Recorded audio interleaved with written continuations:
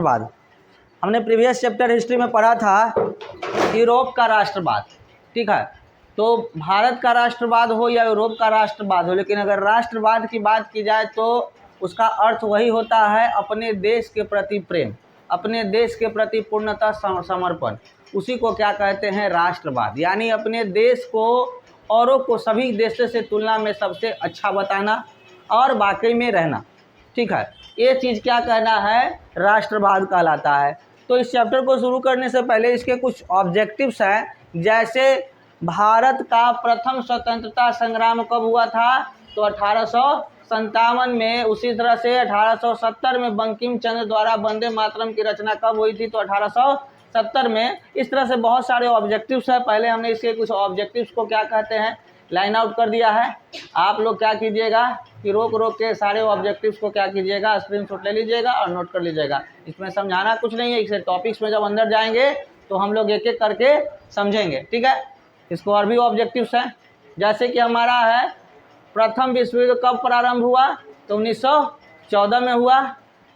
1915 में महात्मा गांधी के द्वारा स्वदेश की वापसी, यानी कि भारत कब आए महात्मा गांधी? तो 1915 में। ये सारे चीज़ों को हम लोग क्या करना है, स्क्रीनशॉट करके लिख लेना है। और इतने ऑब्जेक्टिव इम्पॉर्टेंट है कि आपके फाइनल एग्जामिनेशन में पक्का गारंटेड एक क्वेश्चंस रहना है मिनिमम। मैक्सिमम तो कुछ भी हो सकता है, लेकिन मिनिमम एक क्वेश्चंस रहेंगे। उसके बाद और भी है ऑब्जेक्टिव्स, ये सभी को क्या करना है, बारी बारी से स्क्रीनशॉट ले लेना है और सबको लिख लेना है और लिख को याद कर लेना है। यानी कि चौरा चौरी कब हुआ हत्याकांड? तो 1922 में। ये सब आपको याद रखना है, सब कई बार ऑब्जेक्टिव में पूछा है। इस तरह से क्या कहते हैं कि क्या कहते हैं, महात्मा गांधी ने दांडी यात्रा कब प्रारंभ की थी और कहाँ से?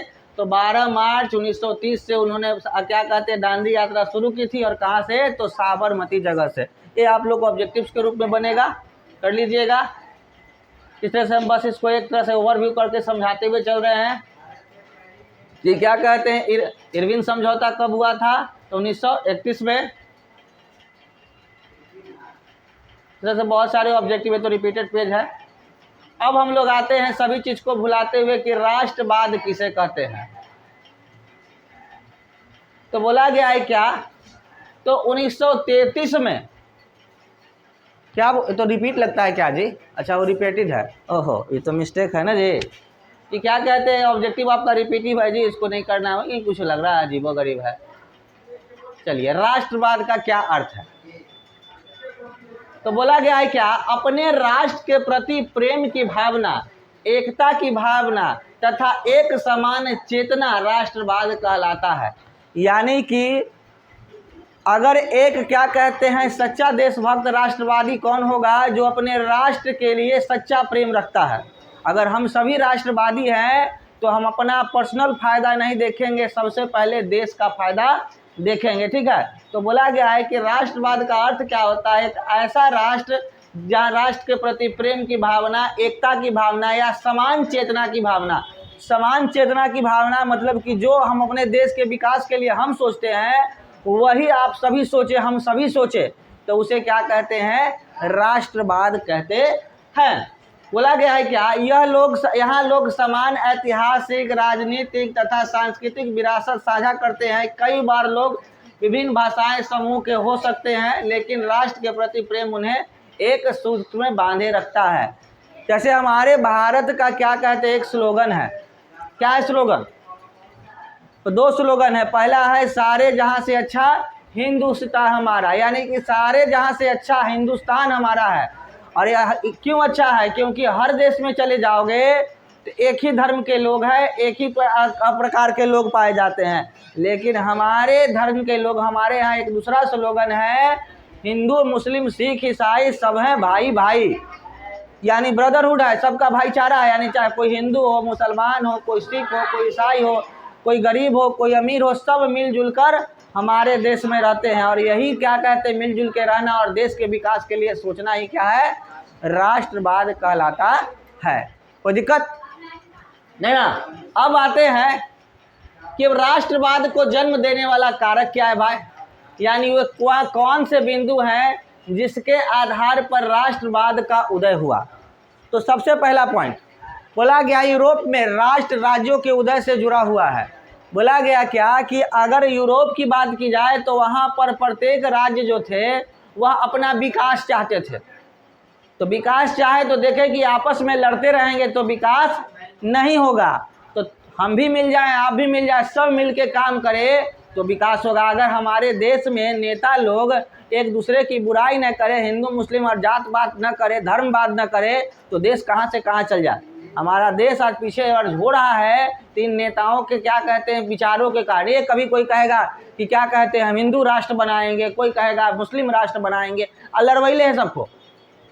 एक क्या कहते हैं आम आदमी हिंदू से पूछो या मुस्लिम से पूछो या सिख से पूछो, ईसाई से पूछो, सब एक उसको बस क्या कहते हैं अपना बाल बच्चा का पेट भर गया, जीवन शांति से बीत गया, यही उसके लिए काफ़ी है।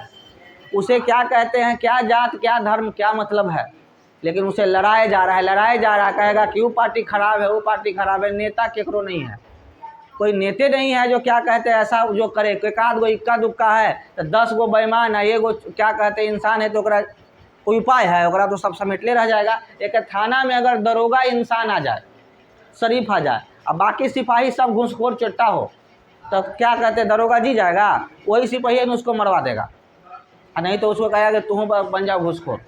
ये चीज़ें होती है। तो आपको क्या कहते हैं इस तरह की समस्याएं आती है।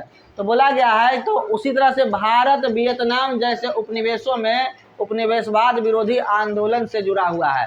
यानी कि भारत हो, वियतनाम हो या कोई ऐसे देश हो, यहाँ पर सभी जो है उपनिवेशवाद, यानी कि क्या होता है व्यापारी पैसा इन्वेस्ट करके अधिक से अधिक पैसा कमाने के चक्कर में लगे हुए रहते हैं। व्यापारी को क्या है, पैसा कमाना है।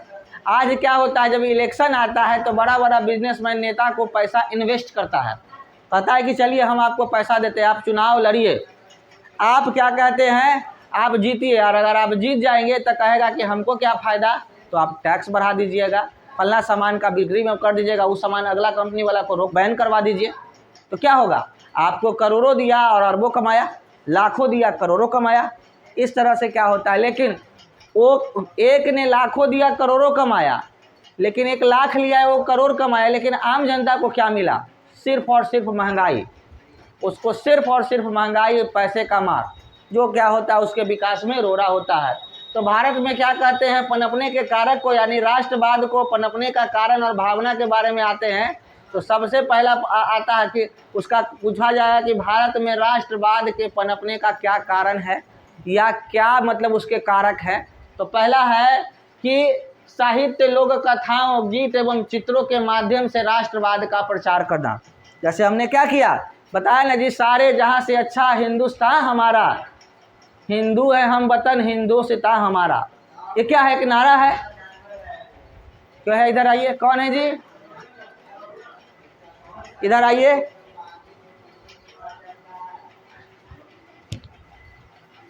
इसलिए मोबाइल ऑफ कर देते कि फ़ोन करेगा तो लगवे नहीं। अभी अंशु आप ही से बात किया था, तो थोड़ा देर आप बैठ दीजिए, क्लास ले रहे हैं, 10 मिनट में हम फ्री हो जाते हैं, ठीक ना। तो आप बैठ जाइए, फिर हम फ्री होकर बताते हैं। फिर उसके बाद बोला गया है क्या कि गीतों और चरित्र के माध्यम से क्या होता है। जैसे कि अगर तुम एक सैनिक जो होता है, एक सैनिक जो होता है वो क्या करता है, उसे युद्ध लड़ने का क्या कहते हैं टेक्निक देता है।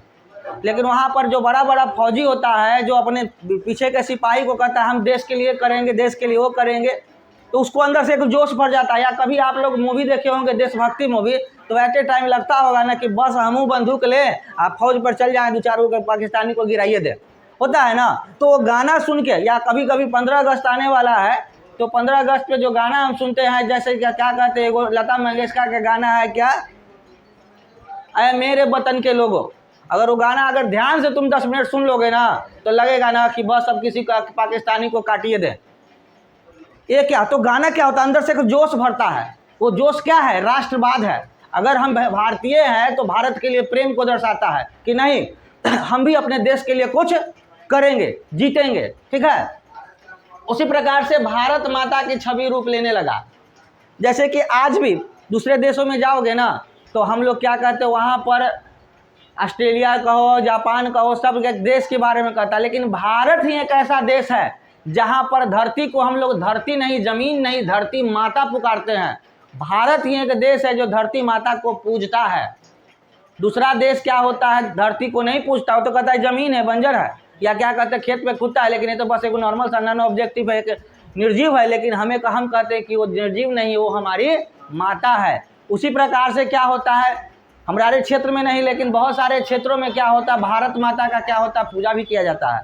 ठीक है, एक जो मूवी देखे होंगे कहीं कहीं, वो क्या कहते हैं, बहुत सारा गाना भी चलता है कि भारत माता की प्रतिमा बना देता है और क्या कहता है वो गाना वगैरह गाते रहता है। तो ये क्या होता है, भारत माता की पूजा भी की जाती है। ठीक है, तो ये क्या होता है, भारत, कोई सैनिक की बात करो तो भारत माता की पूजा जो होता है, कहीं भी चले जाओगे बॉर्डर वगैरह पे, तो वहाँ मूर्ति बना के क्या होता है, भारत माता की पूजा करता है और 15 अगस्त मनाता है ना। तो ये क्या होता है, हम लोग क्या कहते हैं, अपने देश को माता मानते हैं और उनकी पूजा करते हैं। और अगर हमारे माँ को अगर कोई क्या कहते हैं ऐरा गहरा नत्थु खैरा आके कुछ करने चले आए तो क्या वो 10 देश का बेटा रुकेगा, वो सामने वाले को काट नहीं देगा। और यही हमारे देश में यही भावना ही राष्ट्रवाद है कि जिस तरह से हम अपनी माँ को किसी भी हालत में कुछ नहीं होने देंगे, उसी प्रकार से ये पूरा देश, ये हमारी भारत माता क्या है, माँ है। और उस पर कोई विदेशी अगर आक्रमण करेगा तो उसको हम लोग छोड़ेंगे नहीं, जीने नहीं देंगे, उसको मार देंगे। अगर हमारा वो 1 मारा है तो हम उसका 10 मारेंगे, अगर हमारा वो 10 मारा है तो उसका 100 मारेंगे। यही हमारा क्या है, राष्ट्रवाद है, भारत के लिए प्रेम को दर्शाता है। और तीसरा पॉइंट है लोक कथाओं द्वारा राष्ट्रीय की पहचान।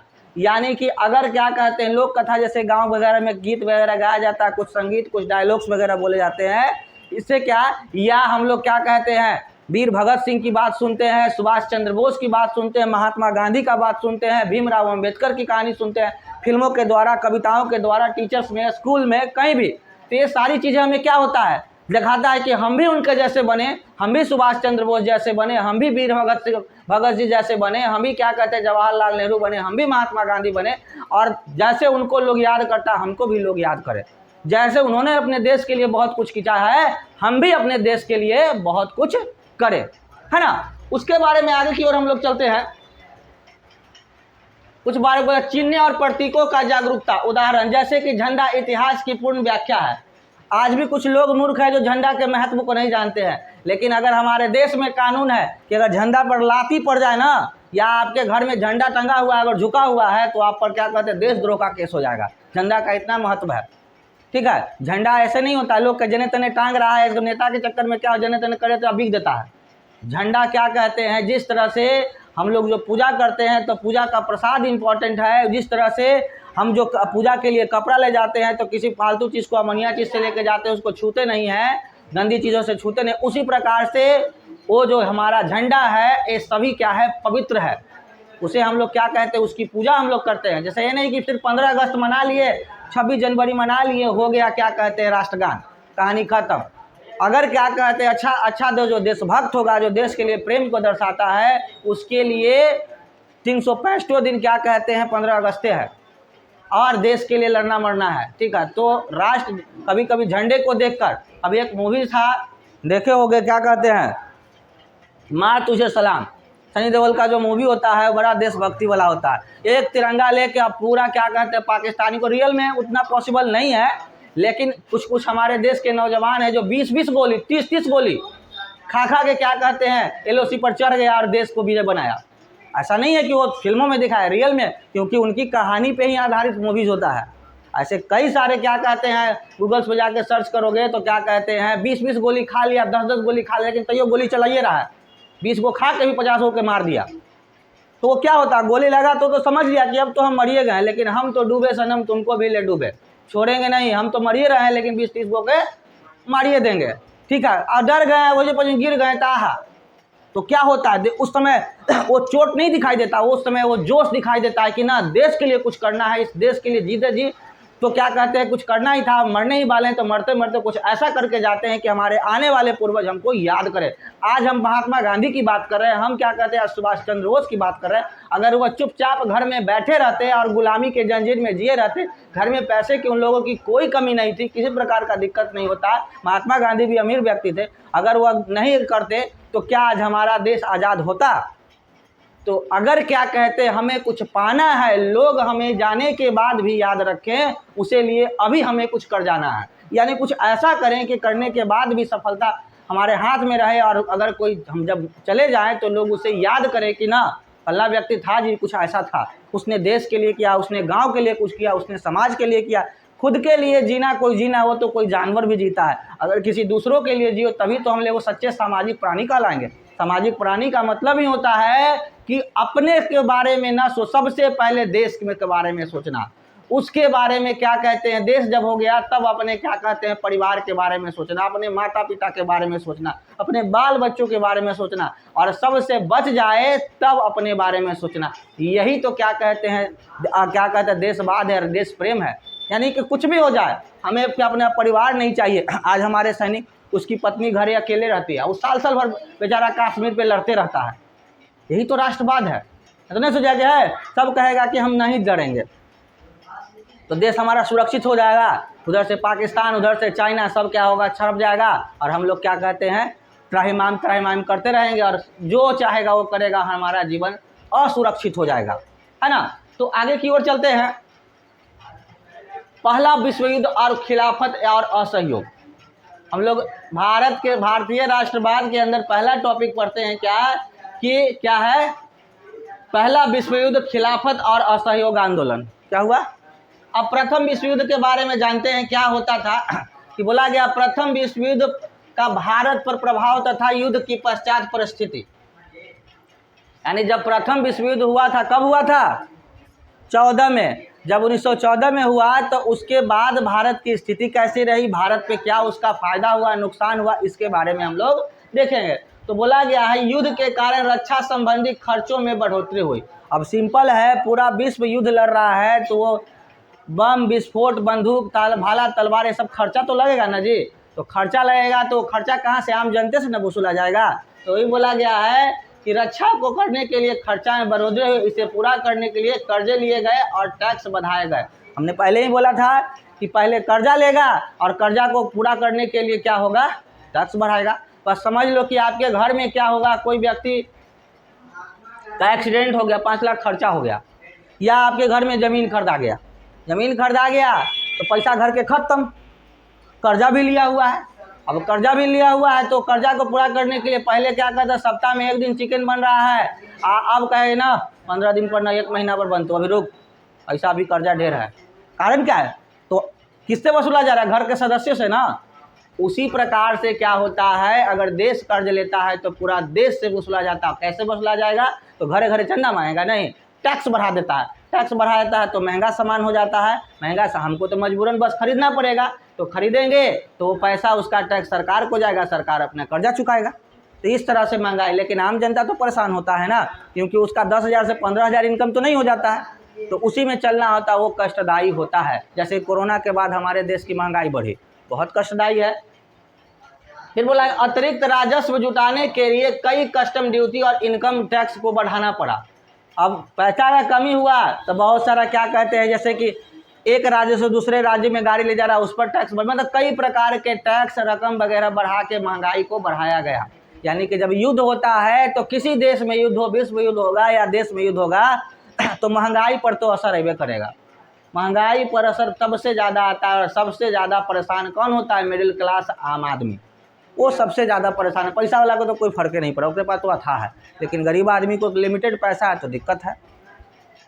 फिर आगे बोला गया है क्या, युद्ध के वर्षों में चीज़ों की कीमतें बढ़ गई। मतलब वही चीज़ की पैसा बढ़ गया, 13 से 18 के बीच दाम दुगने हो गए। दाम बढ़ने से आम आदमी को अत्यधिक परेशानी हुई। ग्रामीण इलाकों में लोगों को जबरन सेना में भर्ती किए जाने से भी लोगों में बहुत गुस्सा था। भारत के कई भागों में उपज खराब होने के कारण भोजन की कमी हुई। फ्लू की महामारी से समस्या और भी गंभीर कर दी हो गई। 1921 की जनगणना के अनुसार अकाल, महामारी और कारण 120 लाख से 130 लाख तक लोग मरे। अब आता है क्या, महंगाई बढ़ा और वहाँ पर युद्ध चलिए रहा है, तो सेना को क्या करेगा, धर के ले जाएगा। धर के पहले, अभी जैसे नौकरी के लिए लोग मर रहा है, लेकिन पहले कहता था कि चल भर्ती, बिना पढ़ ले लिख ले, चल बंदूक खाली उठाना चलाना, कुछ नहीं, वो नहीं चला तो खाली खड़ा हो जाओ, कम से कम 4 गो गोली के तो रोकेगा ना, पीछे से तुमको अगला पर वार करेगा, बस भर्ती। महंगाई था, क्या कहते, इतना न हो गया, सैनिक की कमी, चलो ज़बरदस्ती घिंच के ले जाता था। कोई आता था उस समय, अगर पुराने अपने दादाजी से सब पूछोगे तो आता था फौजी उठा के चल तोरा फौजी बनाएंगे, और जानता था कि गाड़ी सिपाही वाला आ गया ना तो सब अपन अपन घर में लुक जाता था कि अरे बाप हम इकलौते बेटा ही हमन भैया करी का जबे नहीं करता था, भागल चलता था। कोई कहता था कि वो अपनी माँ से कहता था कि हम फौज में जाएंगे तो कि पागल हैं, चल घरे रहिए वहाँ मरा जबे, ऐसे लोग सोचते थे। ये समस्या था। तो महंगाई आया, भूखमरी से भी कई लोग मरे, जैसे अभी कोरोना आया था कई लोग भूखमरी से मरे, कई समस्याएं आई। तो इस तरह से देखते ही देखते हमारे देश में कई समस्याएं आई। किसके कारण? तो विश्व युद्ध होने के कारण। कब से कब हुआ था? 1914 से 18 तक हुआ था। टाइम देखो तो कितना हुआ,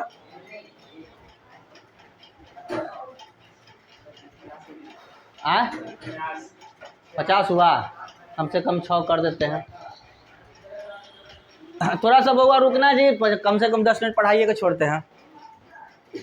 सत्याग्रह, सत्याग्रह क्या होता है? तो बोला गया है यह सत्य तथा अहिंसा पर आधारित एक नए तरह का जन आंदोलन करने का रास्ता था। बोला गया क्या कि सत्याग्रह का अर्थ क्या होता है? 3 नंबर में पूछेगा कि सत्याग्रह का अर्थ क्या होता है। तो सत्य पर आधारित अहिंसा के साथ अपना आंदोलन ही करना, अपना आंदोलन करना सत्याग्रह कहता है। सत्य मतलब कि जो चीज़ सच्चाई है उसके लिए लड़ना, लेकिन बिना क्या कहते हैं मारा पीटी कैले। अहिंसा मतलब बिना हिंसा के, बिना लड़ाई झगड़े की। अगर कोई कहे कि अरे दूठा फट ले तो कि तो मारब तो मारा भैया लेकिन हट बुआ ना, 2 फट मारा तो मार दो लेकिन हट बुआ ना। तो ये क्या हुआ? अहिंसा हुआ। लेकिन अगर क्या कहते हिंसा क्या होगा कि अगर का कह रहे हट ले रहे तो बिना पूछे त्राक त्राक मारे रहम ना, तू क्या करबे। ये क्या हुआ? हिंसा हुआ। लेकिन अहिंसा का मतलब सत्य के लिए प्रेम से लड़ा। गांधी जी तो कहबे करते थे बुरा मत देखो, बुरा मत सुनो और बुरा मत कहो। बस क्या कहते कोई एक गाल पर मारे दूसर को गाल के लिए भैया मार ले। ठीक है, ये थे कौन? हमारे गांधी जी, राष्ट्रपिता। तो उन्होंने ही क्या किया था? सत्याग्रह किया था। तो महात्मा गांधी के सत्याग्रह का अर्थ क्या था? तो पहला अर्थ सत्य, सत्याग्रह ने सत्य पर बल दिया, यानी कि इस आंदोलन का बस एक ही मुख्य सोर्स था, मुख्य मतलब कि विचार था कि सत्य के लिए लड़ाई। हमें क्या कहते हैं? देश के लिए आज़ादी चाहिए, हमारा देश, हमारा देश को छोड़ दो। हमारा घर है, अगर दूसरा कोई घुस जाएगा तो कहेंगे ना कि भाई हम तुमसे जीत नहीं सकते हैं, लेकिन भाई बा हट जो हमारे घर से, तो कहा कि ना हटेंगे। तो कि तो ये बुझाए जे कर, बाकी क्या कहते हम तो हटेला कहते ही रहेंगे। रोज़ मारेगा, गरियाएगा, गांजेगा, लेकिन कहेगा कि तो मार दे, मर जाएंगे लेकिन यहाँ से जाएंगे नहीं। तो अंतिम में कहेगा कि घर के फेराए मरा जाएगा तो ये घर वो न हो जाएगा, भगा दी, छोड़ दो। जबकि इस तकनीक से कभी भी देश आज़ाद नहीं होता। हमारा मानना है इस तकनीक से कहीं देश आज़ाद नहीं होता। तो भले वो तकनीक था, गांधी जी को माना जाता है, मानते भी हैं लोग, लेकिन वो बात है हमारा अगर पर्सनल विचार पूछा जाए तो हम कहेंगे कि गांधी जी के तकनीक से कहीं देश आज़ाद नहीं होता।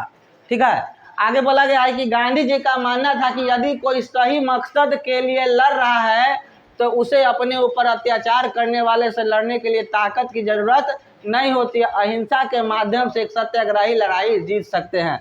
यानी गांधी बाबा कहते थे कि अगर कोई हम गलत नहीं हैं, अगर हम गलत नहीं हैं, जैसे कि तुम लोग कहोगे कि हम बस पास होना चाहते हैं और भगवान हमारे साथ है, तब नहीं पढ़ेंगे ना, किताब कॉपी नहीं उल्टेंगे ना, तो प्रभु तो हमारा पार लगाइए देंगे। तो क्या पार लग जाओगे? उसके लिए तो प्रयास करना पड़ेगा। तो गांधी जी वही कहते थे कि हमारा देश है और देश, सत्यता यही कहता है कि देश हमारा है, आप छोड़ के जाइए। तो हमको बस चाहे जे कहिए, लेकिन भगवान हमारे साथ है, हमारा देश को चाहे जैसे हो छोड़ के जाइए। बस प्रेम से कहते थे अंग्रेज के कि भाई हमारा देश है, काहे ला लड़ रहे हैं, हमारा देश छोड़ दीजिए, आप अपना लड़िए या मरिए। तो ऐसा संभव था?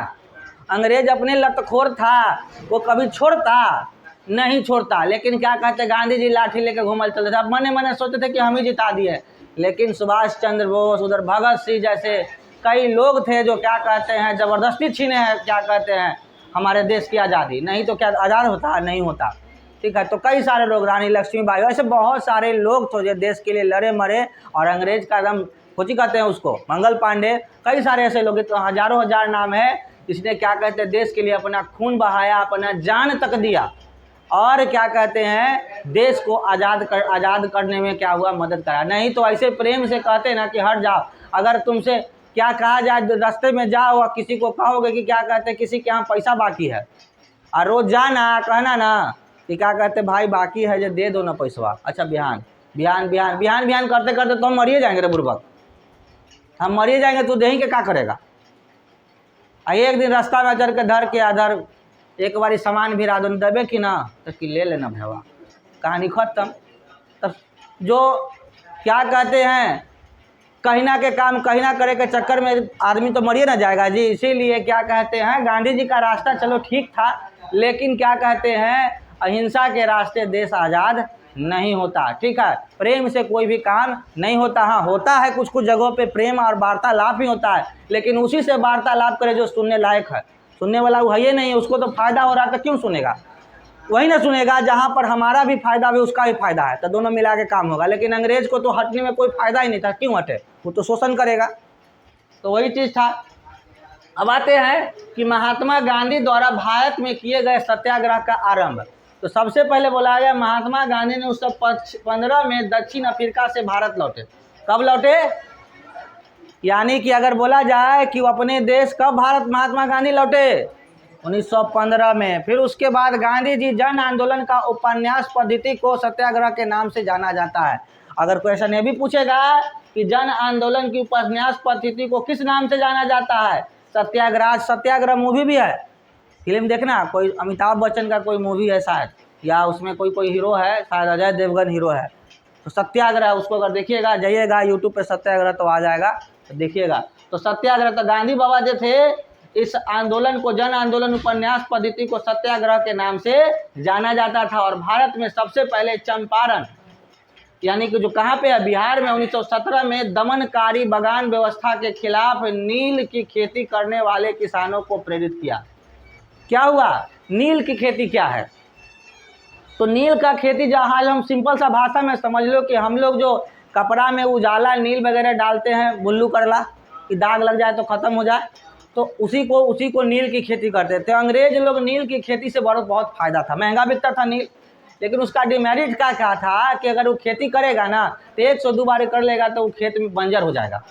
तो सब खेत बंजरे हो जाएगा तो आदमी फिर खेती कहाँ से करेगा, तो नील लगा के क्या करेगा जब भोजने नहीं रहेगा। तो उसके लिए गांधी जी क्या किए कि वहाँ पे गए और वहाँ के किसानों को कहें कि पागल है तोरा, जब अंग्रेज ज़बरदस्ती करे तो पैसा कर सब तो आंदोलन करके खेतें खराब कर लेगा तो फिर खाएगा कौची, पैसा रहेगा लेकिन अनाजे नहीं रहेगा, तो कोई उपाय है। तो उसके लिए आंदोलन का सबसे पहला शुरुआत वो करे नील की खेती को, यानी कि 3 कठिया खेती था। 3 कठिया मतलब क्या था कि अगर आपका 1 बीघा है तो उसमें 3 कट्ठा आपको नील की खेती करना होगा। दम जबरदस्ती अंग्रेज कहता था। तो इस प्रथा को उन्होंने क्या किया, हटाया आंदोलन करके। नहीं, अपनी बात को अंग्रेज तक ले गए कि आप जो कर रहे हैं ना, तो हम किसान को तो कर रहे हैं, तो बाद में खाइएगा कौची। तब बात वो माना, कुछ आगे तक किया, तो क्या कहते हैं किसानों की बात को मान लिया गया गांधी जी के क्या कहते हैं आंदोलन के द्वारा। और अंत में क्या किया जाए, खेतों को किसानों को खेती करने के लिए मुक्त कर दिया गया। उसके बाद 1917 में खेरा गुजरात किसानों को कर में छूट के दिलवाने के लिए भी उन्होंने संघर्ष में समर्थन दिया। फसल खराब हो जाने पर प्लेग महामारी के कारण किसान लगान चुकाने के हालात में नहीं थे।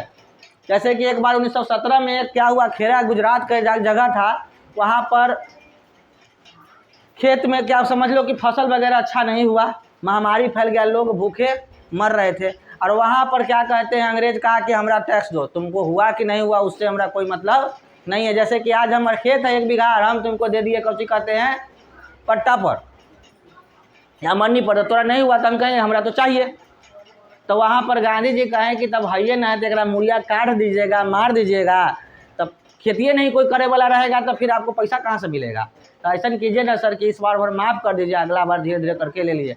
अंग्रेज वहाँ पर इसलिए माना क्योंकि अंग्रेजों को फ़ायदा था, क्योंकि वाकई में अगर किसान नहीं रहता तो वो लोग वहाँ से कहाँ इंग्लैंड से अनाज लेके आता था, यहीं का अनाज न खाता था। तो कहा कि बात तो सही है, ये सब मर जाएगा तो फिर हम क्या करेंगे। तब उसको माफ़ कर दिया। माफ़ क्या किया, कुछ देर के लिए माफ़ किया, फिर बाद में क्या कहते धीरे धीरे साफ कर दिया, कहा आओ लेंगे आओ लेंगे आओ लेंगे, बढ़ा दिया टैक्स, अगला बार में करते करते ले लिया। तो इस तरह से गांधी बाबा किए हैं बहुत कुछ, लेकिन क्या कहते हैं उतना कोई खास नहीं किए हैं। उसके बाद आता है अहमदाबाद की बात होती है तो 1918 में कपड़ा कारखाने में काम करने वाले मजदूरों के समर्थन में भी सत्याग्रह आंदोलन किए। यानी उस 1918 में भी क्या कहते हैं, यानी 15 में, 17 में, 18 में 3 बार क्या कहते हैं उन्होंने सत्याग्रह आंदोलन किया। यानी सत्य के लिए लड़ाई की, भाई सत्य है, आप गलत कर रहे हैं तो ये गलत है ना। बड़ा प्रेम से जाके कहते थे कि बोलिए ये सब गलती बात है ना। तो अंत में अंग्रेज कहता था कि यार छोड़, ये गांधी ना है आंधी है, एक बात मानिए लेना तो फिर ये आंधी चलेगा ना। तभी कैसे भ्राम भ्रूस किया और उसे क्या कहते हैं पूरा टूट जाएगा, तख्ता पलट जाएगा, जाओ इसका भी बात मान